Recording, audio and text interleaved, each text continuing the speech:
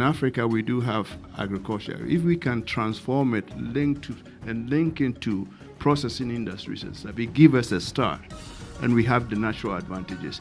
And also because of technology, ICTs and stuff, now we can do things like micro irrigation, drone technology, ICT to provide market information. We can leverage a lot of things that it's not as costly as maybe before. It's the way to go. We have no choice. The African Development Bank is also fostering with regard to entrepreneurship development, the Boost Africa initiative, where you have some venture capital and knowledge and accelerators.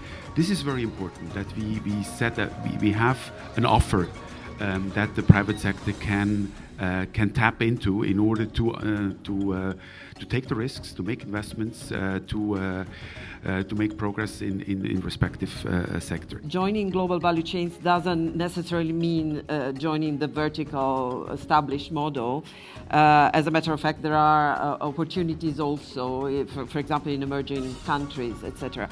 Starting from regional integration and regional value chains is the starting point for developing agriculture as a business. Definitely governments cannot do everything, and governments should focus on what government does best, which is to provide public goods. So we need to be able to understand the distinct roles of government as well as the distinct role of the private sector if we're going to get this right. And that is an important part, and I think this is where we miss the point a lot of times. Governments miss it, they try to do everything. Whereas I think governments that have succeeded in this thing have focused on what they need to do. Focus on providing public goods, invest in your research, invest in human capital, invest in infrastructure, energy, roads, etc. Because these are the factors that help you reduce risk and transactions costs that actually cause these economies to be less competitive.